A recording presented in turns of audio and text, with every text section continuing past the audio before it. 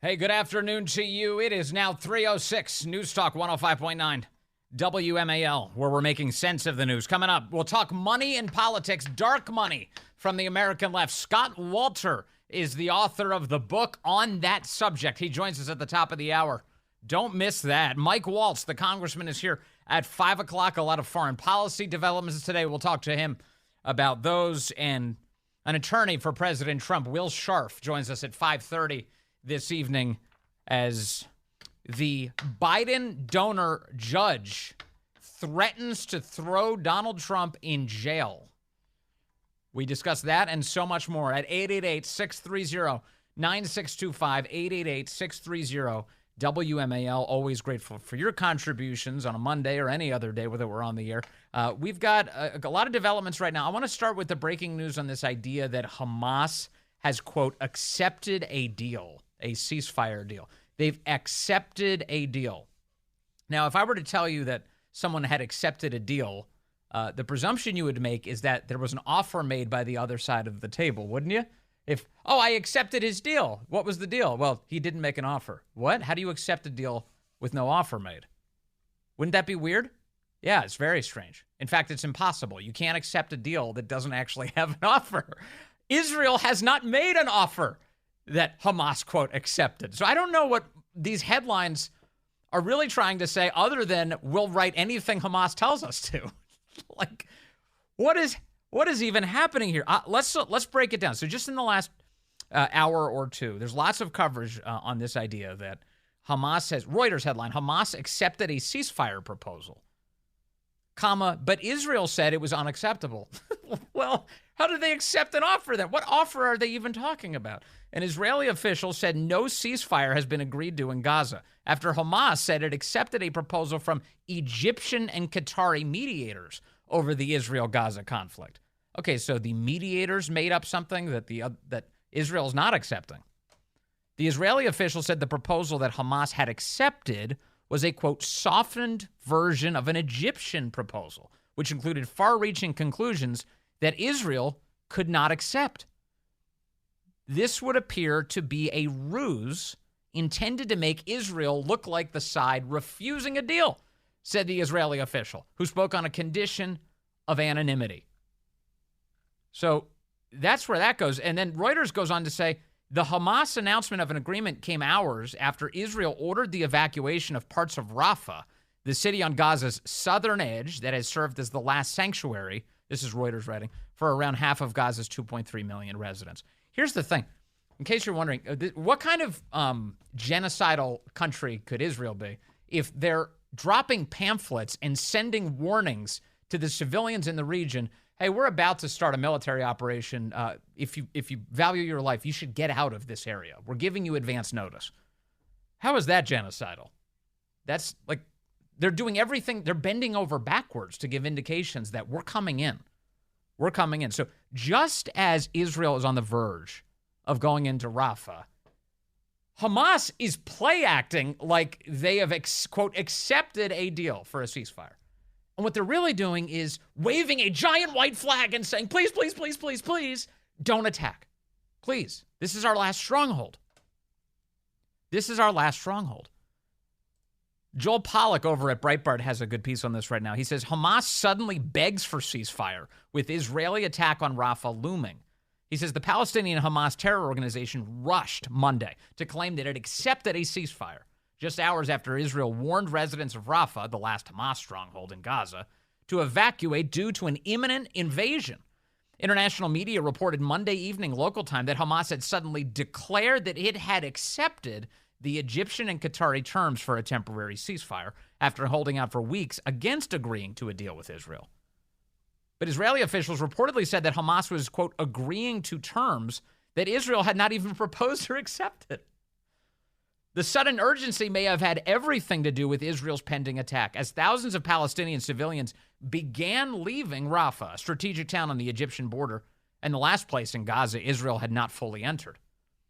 As Breitbart News reported earlier Monday, Israel dropped leaflets on Rafah. Leaflets. Paper. And used text messages, phone calls, and other methods to warn residents to escape to the Al-Mawasi humanitarian zone at the coast and other places nearby. Oh, so not only are they saying clear the area, they're telling them where they should go. Here, go to the Al-Mawasi humanitarian zone.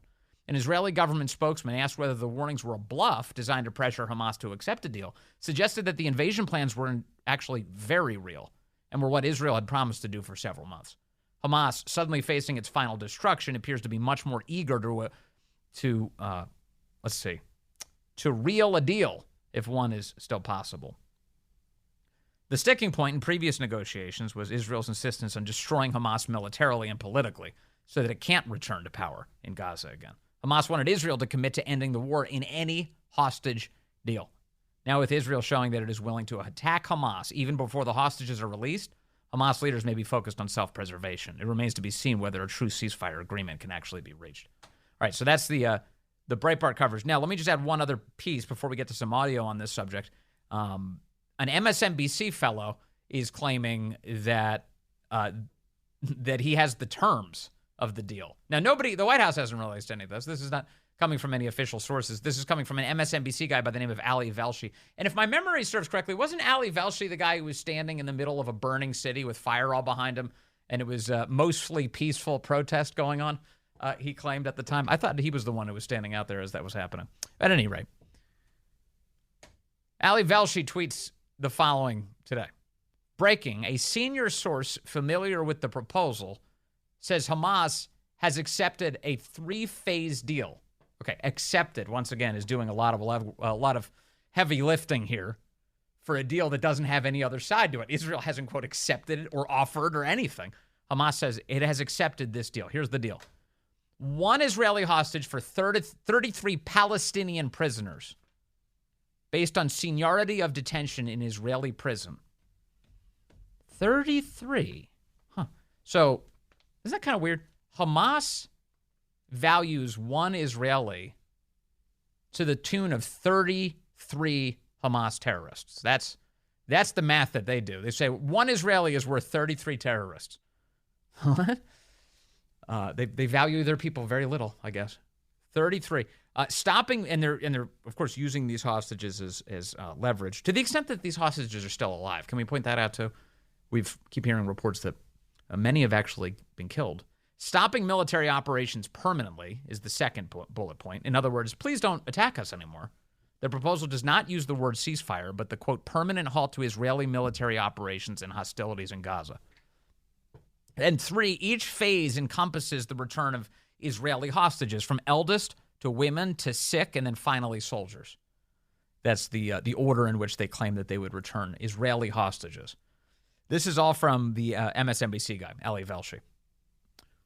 So make of that what you will. But again, those are the terms that are being leaked at the moment from a deal that's literally being offered by Hamas, not accepted by Hamas. Over at the White House, we've got some reactions. John Kirby just stepped up to the microphone and did the adult press briefing. There has been a response from Hamas to the hostage deal. We're currently reviewing that response, and we're discussing it with our partners in the region. Director Burns, as you know, is there, and he's working this in real time on the ground. I won't be able to comment any further on this until we know where things stand. I hope. Well, look, we know where the Biden White House stands. They're on Hamas's side here. They're squarely on this part of this war. At this stage of the war, they're on Hamas's side because Israel. What do they want to do?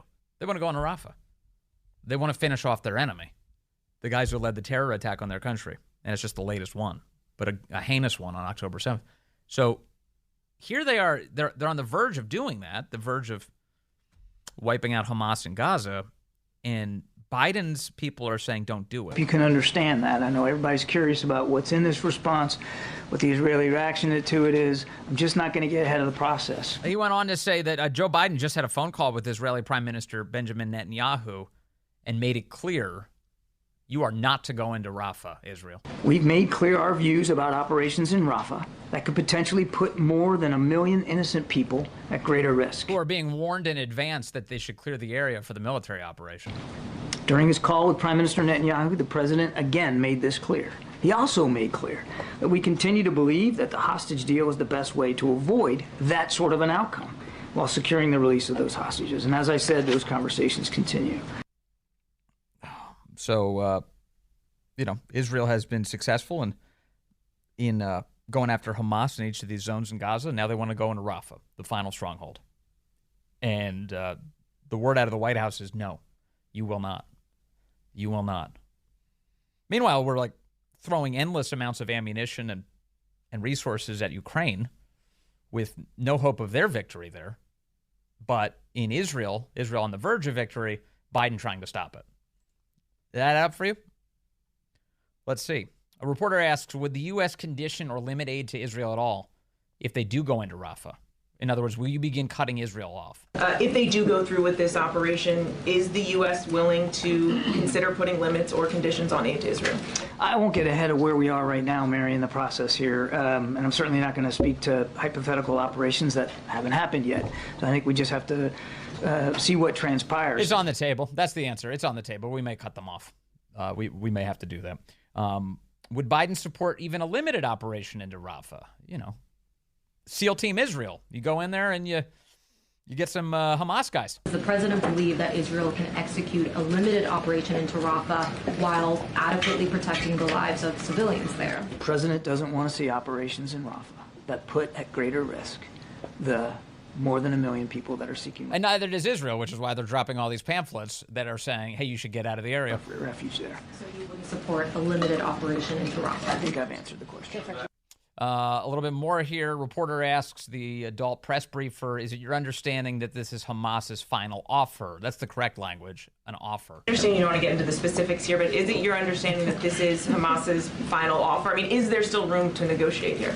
I think it's going to depend on our evaluation and the Israelis' evaluation of the response and where we go from here. And as Steve mentioned, the Israelis are already warning people to evacuate Gaza. If they do go through with this operation, is the U.S. willing to consider putting limits or conditions on aid to Israel? I won't get ahead of where we are right now, Mary, in the process here. And I'm certainly not going to speak to hypothetical operations that haven't happened yet.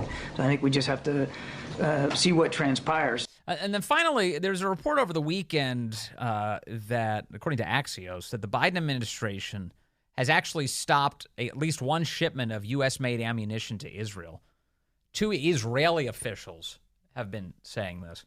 And apparently, according to Axios, it's also the first time since October 7th that the United States has actually stopped a weapons shipment meant for the Israeli military.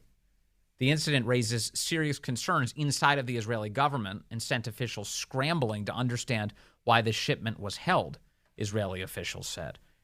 This, from where I'm sitting, this looks like the Biden administration is playing games.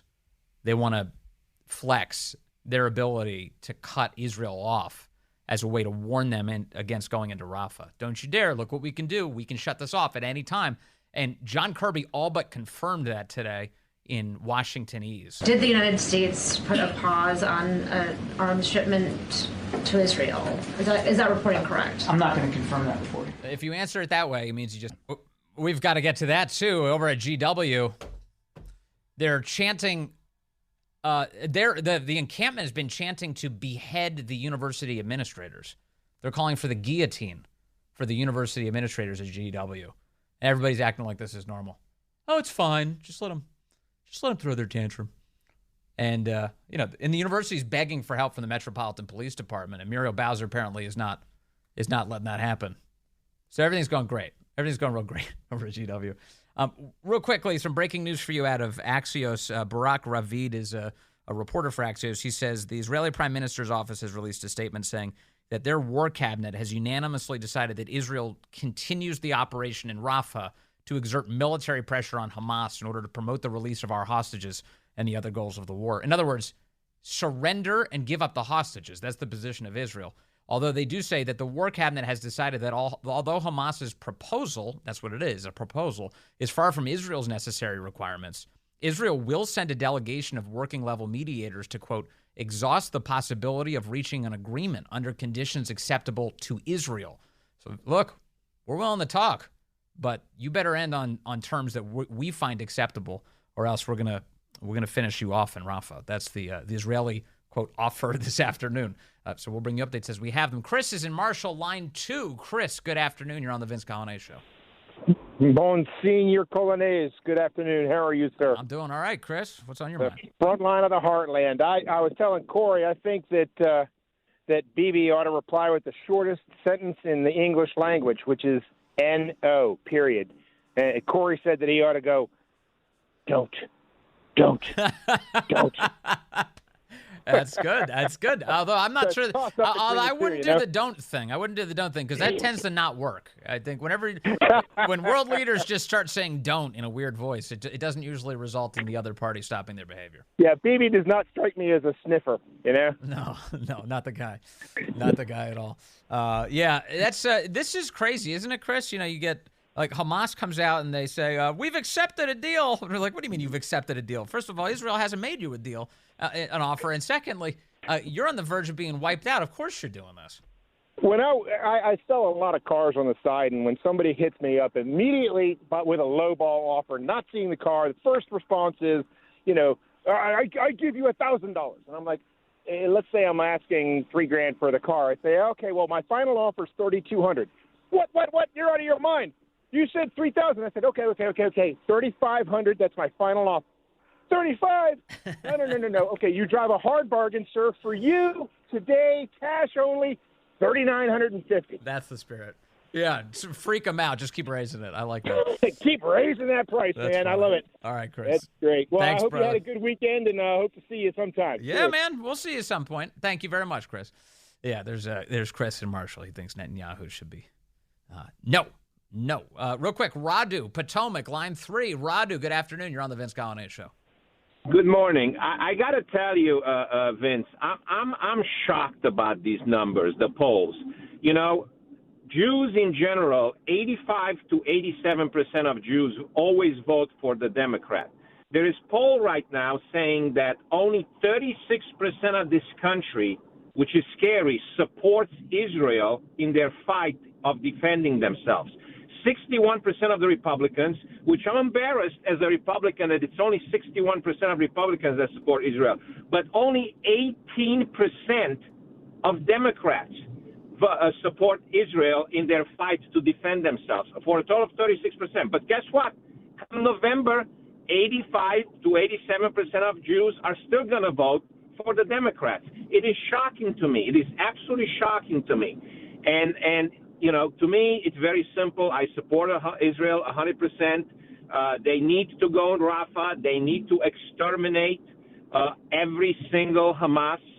And you cannot stop before that is done. And it doesn't matter who says what. And last thing, all these college students who are protesting, none of them should be allowed to graduate, period.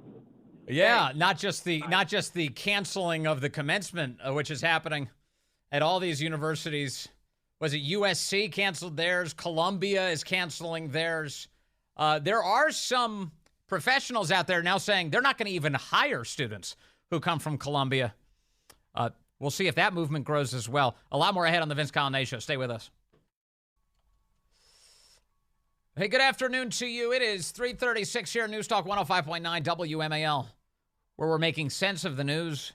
Coming up on the show, we've got Scott Walter, is the author of an important new book about the dark money powering the American left, especially as it relates to the election. This is a must-hear conversation on a very important topic ahead. 4 o'clock. 5 o'clock, Congressman Mike Waltz joins us. We'll get some updates on what is going on overseas and the U.S. involvement there, especially in the Middle East. And then Will Scharf is here at 5:30. He's President Trump's attorney. He'll talk to us about the judge in New York and his latest attempts, his threats to throw Donald Trump in prison. You can join us, 888-630-9625, 888-630-WMAL. Over at George Washington University, we are now approaching weeks long that there have been people camping out there calling for, first of all, like the eradication of Israel, routinely chanting all sorts of anti-American slogans, covering up statues of George Washington in graffiti, and putting, wrapping a keffiyeh around his head and a Palestinian flag around his back, and then putting stickers all over him, and then spray painting the base of the statue, spray painting another statue of George Washington where he's on horseback, just lots of destruction there. Also at GW, they lifted a Palestinian flag in place of where an American flag once stood. That's another sign of where their loyalties lies, not to the United States of America. And there have been some other things happening there that probably deserve some more attention, so I'm going to try and give it some. A big one is that the students this past week were chanting for the leadership of the university to be beheaded, to be guillotined. And in fact, this is the audio. This is from their encampment at GW University. And it comes to us from a Twitter account, let's see here, called the Stu Studio. This guy, he's a citizen journalist. He describes himself. And he writes, at the George Washington University Gaza Solidarity Encampment today, the protesters held a people's tribunal, where they put President Ellen Granberg, Provost Christopher Bracey, the Board of Trustees, GW Police, and many others on, quote, trial. They're on trial, you see. He asks, is it normal for students to want to hang their provost and chop the heads off of the Board of Trustees? Guillotine, guillotine, guillotine, guillotine. Take a listen to this. We have censored the audio for you, but you can get the basics. The people find you guilty. Guillotine, guillotine, guillotine, guillotine. The people find you guilty. They all scream, guillotine, guillotine. The revolution has arrived. Bracey, Bracey, we see you. Bracey, Bracey, we see you. They're referring to Provost Christopher Bracey. Bracey, Bracey, we see you. You assault students too. You assault students too. Up to the mother gallows with you. Get out. You assault students too. Off to the mother bleeping gallows with you. The Board of Trustees, on the charges of having a vested interest in the genocide of Palestinian people as they profit off of Zionist weapons and purchases that refuse to divest from apartheid as they Is that an actual timpani drum they're using there? They've got some sort of big drum they're rolling there. line their pockets. The people find you Guilty. to the guillotine. Everybody cheers to the guillotine. Board of Trustees, you can't hide. We charge you with genocide. Board of Trustees, you can't hide. We charge you with genocide. Now, I gotta say, I wonder if you would feel threatened by these people, because they do sound like the most pathetic losers ever. We charge you with genocide to the guillotine. They all start clapping. But there is, what you have here is very cultural revolution, you know? This is a very sort of reminiscent of the kind of thing we've seen throughout history with communist uprisings everywhere, where you got a bunch of delusional young people chanting about how they need to behead the leaders of their society. And eventually they move from this sort of feckless whining to actually doing it. I hope all that money is going to save you when you're rotting in jail. Get the out of here. President Granberg, on the charges of using our tuition dollars to fund genocide and selling students out to Zionist interests, the people find you Guilty. and you already know where I'm sending her and her ass Bob. To the guillotine? Yeah, everyone goes to the guillotine, according to the crazy people there on campus. Ellen Granberg is the president of GW, and she released a statement this weekend regarding the ongoing campus protests. At what point are they not protests? If they're trying to guillotine the administration, are they still protests? She says, what is currently happening, I'm reading an abridged version, I've condensed it for you. What is currently happening at GW is not a peaceful protest protected by the First Amendment or our university's policies. The demonstration, like many around the country, has grown into what can only be classified as an illegal and potentially dangerous occupation of GW property. I know that some in our community and others across the country argue that this, too, is simply a peaceful protest, and at certain times, this has been true. However, when protesters overrun barriers established to protect the community, vandalize a university statue and flag, surround and intimidate GW students with anti-Semitic images and hateful rhetoric, chase people out of a public yard based on their perceived beliefs, and ignore, degrade, and push GW police officers and university maintenance staff, the protest ceases to be peaceful or productive. Well, no kidding. If you're shoving the maintenance staff, it's not a peaceful protest. All of these things have happened at GW in the last 5 days, she says. As a university, we are not equipped to single-handedly manage an unprecedented situation such as this. The GW police force is and should only be prepared to protect our community during normal university operations and to respond to routine and urgent incidents. In other words, this is not what they signed up for. GW University Police, what do you think they're probably dealing with on a routine basis? Well, like parking pass violations or something? Or like they caught somebody underage drinking? I don't know. What do you deal with as a university police officer? Does it involve, riot policing? She goes on here, she says, when unlawful activities go beyond these limits, we must rely on the support and experience of the D.C. Metropolitan Police Department. At this time, the district is in communication with the university, and the D.C. Metropolitan Police are providing an increased security presence on and around University Yard, she claims. But inside of this is a pretty desperate plea. Implicitly, we need help. We need help from the district, and we're not getting it. And what's the deal? Why isn't the mayor letting us use the Metropolitan Police? And the answer to that, not really clear, except for Bowser seems to be letting a left-wing, delusional, and violent movement fester inside of a school that's just blocks from the White House. This is GW University. This right here in the nation's capital. And they're replacing the American flag and vandalizing George Washington, attacking maintenance staff, shoving university police officers, staging rallies where they chant for beheading the university administrators, declaring that they're guilty in a Soviet show trial.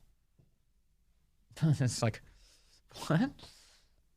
Yeah, that's so they'll abide that. They'll abide that. January 6th, no, never. Never. You got to respond with overwhelming force to January 6th.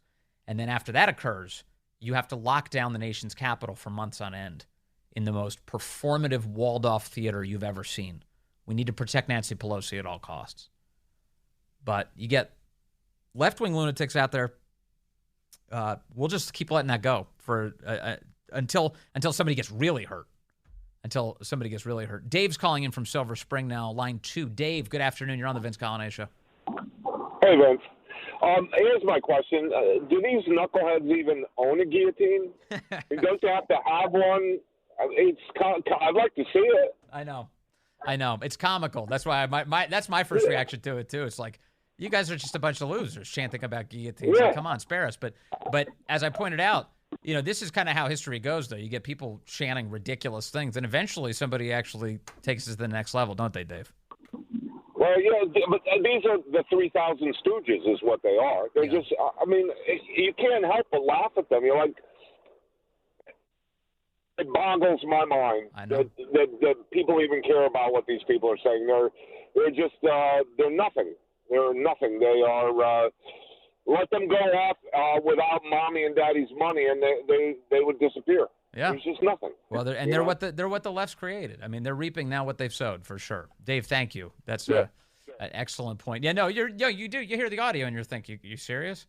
Can you throw a football before we get to guillotines? Can you just throw a football? Years ago, I had this idea. This is a free idea. If you are in the viral video content business, I'm just giving this away now for free. Go to a lefty protest and ask them to throw you a football and record it and then send it to me. I just want to see what kind of tight spirals these guys are throwing at these protests. Bonnie's in Charleston, South Carolina, line 1. Bonnie, good afternoon. You're on the Vince Coglianese Show.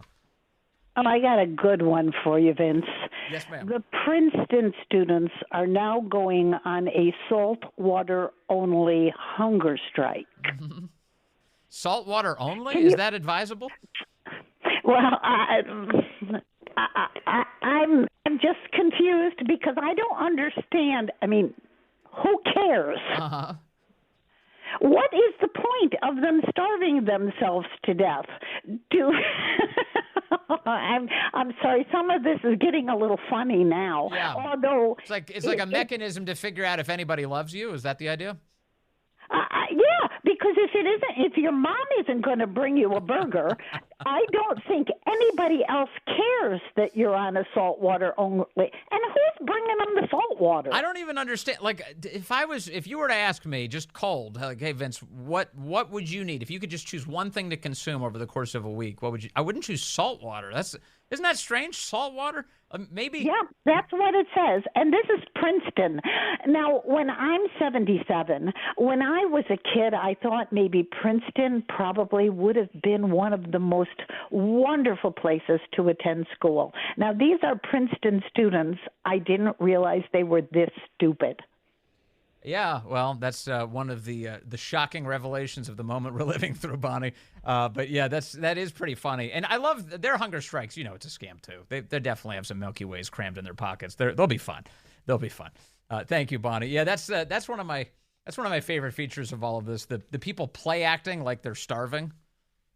You know, what was it? It was a Columbia where they locked themselves in a building. They didn't even lock themselves in. They took over a building. And then they went out to the steps to do a press conference, and they announced last week that they demand that the university honor their meal cards remotely. Please, they didn't say please. They said, you will deliver us food. The university was like, no, we're not delivering you food. And they're like, but what if someone starves to death in here? No one's going to starve to death. You're 5 feet from a McDonald's. No one's going to starve to death. No one's keeping you here. You can leave anytime you want. Stop being ridiculous. We like being ridiculous. Gators in Woodbridge. Great name. In Woodbridge. Line 2. Gator, good afternoon. You're on the Vince Coglianese Show. Hey, Vince, how are you, sir? I'm good, sir. When I was a kid, I built a guillotine. I saw one in a book. No way. And I built one. It was probably one of the more complicated things I ever built, okay? So I imagine it takes slide properly. Yeah, I was about to say it probably requires like a really smooth action. You got to get everything just so, don't you? Yes, sir. You got to get everything just so, and the weight has to balance absolutely perfectly at the top. And if you build a guillotine properly, it's got a blade that is short on one side and long on the other. Yes. So you got to put counterbalances at the top. Hell, these people can't change a damn tire. I hadn't even thought about that. How in the hell? So how many people did you successfully behead, Gator? No, we were able to split and won a prize in middle school for being able to chop through coconuts. Okay. Wait a second. So this was a class project that was assigned to you. Can you make a guillotine? No. I just built one, and then they came up with a project, and I asked the teacher if it would work. You know, it's funny. And they accepted it. You know, it's funny. I was. You were in Eastern Carolina schools, you know, my friend. Well, you know, it's funny. It's a little weird back in the 70s. So I moved around a lot, as you know, and I was. You're right. I was in Eastern Carolina. I went to a Marine Corps high school there. But prior to that, I went to a high school down in Florida. I'm trying to remember which school this was that I did this at. It may have been in Camp Lejeune. It's irrelevant, though, to the story. I wasn't doing well in physics class. I needed a little extra credit, and one of the outstanding extra credit projects was you can make a bed of nails. And then you can bring it in and lie on it and prove to the class it's possible to lie on a bed of nails because of the way your body weight is distributed across the nails. They don't actually hurt you if you make it. So I went the distance. Now I didn't build a guillotine. Guillotine sounds a lot more complicated. A bed of nails. I successfully built a bed of nails, and I was a big hit. I brought that in. It saved my physics grade. So. That was We're both weirdos in our own right. Thank you, Gator. I was looking for a good summary of that. I'm glad you brought it up. Thank you so much. 3:52 now. Democrats this weekend acting shocked that there's all sorts of big left-wing money going into these anti-Israel, anti-America efforts across the country. What they're not talking about, that same dark money being used to meddle in our election. That conversation ahead with Scott Walter, who just wrote the book on it.